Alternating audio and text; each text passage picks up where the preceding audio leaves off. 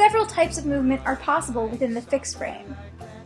Movement can be lateral, as it does in this clip from Garden State, where the subject moves from the right of the fixed camera frame to the left, or the movement can be in depth, as we see in this clip from Tootsie, where the subject moves towards the fixed camera frame.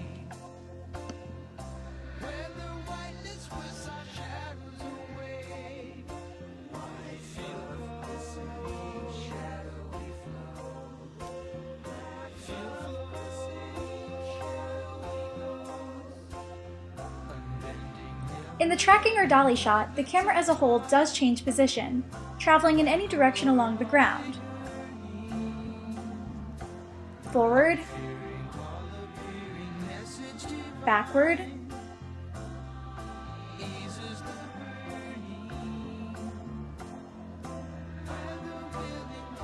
from side to side, or in any combination of the above.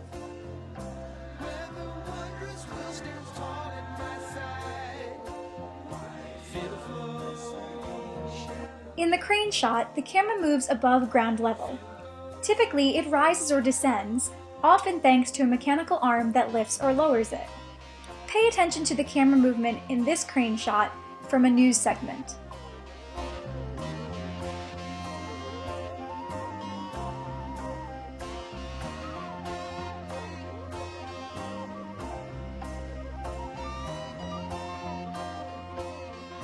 Sometimes the filmmaker does not want smooth camera movements, preferring instead a bumpy, jiggly image.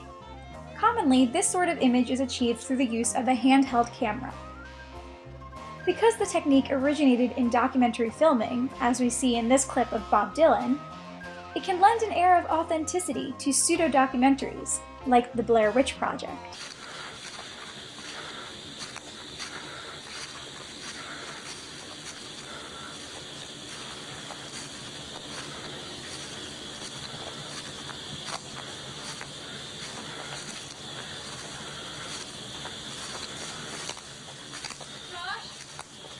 If the director does not want the look of a handheld camera, we can use a steadicam. The steadicam mounts the camera to the operator's body by means of a brace. Now the operator can walk with the camera, guiding the framing by minimal hand movements while viewing the image on a video monitor. The balancing mechanism allows the steadicam to produce smooth, mobile shots, as we'll see in this tutorial.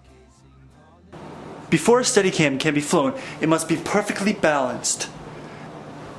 Alright, before you can even start to fly a steadicam, it first must have a lower center of balance. Now, I can describe to you this with a simple bowl. Say I try to balance this bowl on my finger. It's most likely going to fall right off.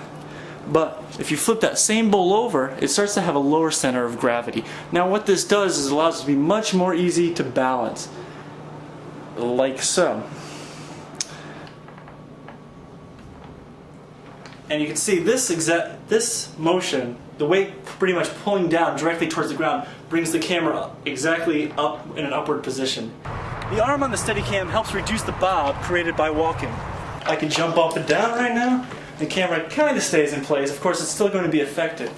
Now that's another important thing to remember is every motion on your body, including your heartbeat, is going to affect how that shot looks.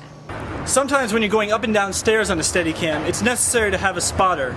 Otherwise, you could die a horrible, brutal death of metal and flesh.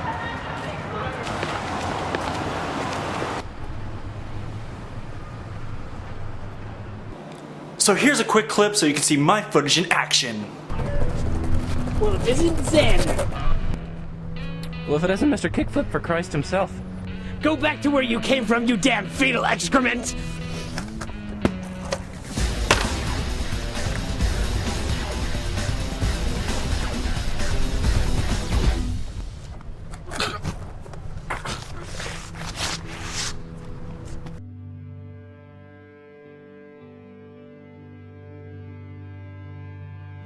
Panning and tilting is when the camera rotates or tilts on an axis. Usually when the camera remains in a fixed physical location, it captures movement by approximating the head and eye movements of a human spectator. The camera's movement incorporates what is essentially a human field of view. Moving the camera's line of sight in a horizontal plane, to the left and right, is called panning. Moving the camera's line of sight in a vertical plane, up and down, is called tilting. Pay attention to how the camera pans and tilts in this music video.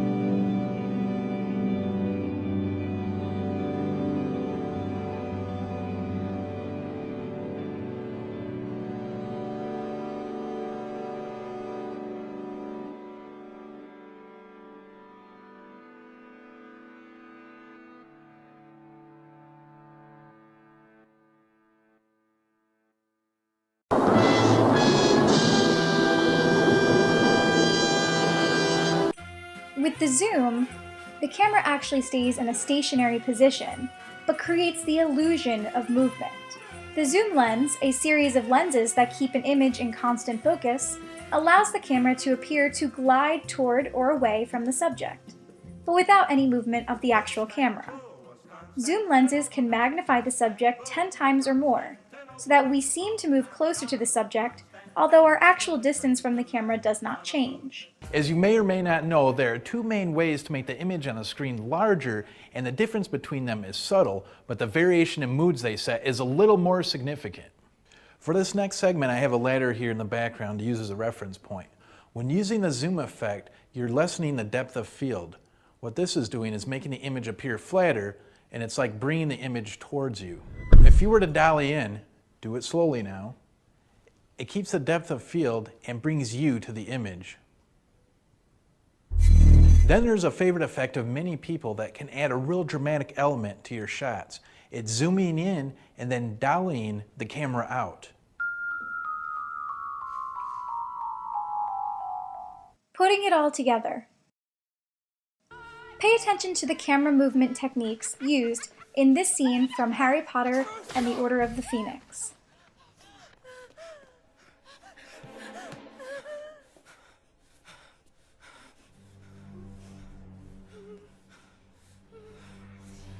You've got to mean it, Harry. She killed him. She deserves it. You know the smell, Harry.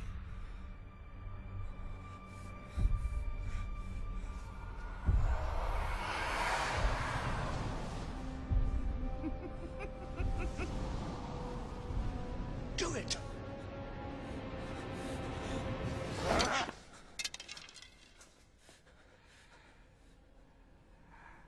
So weak.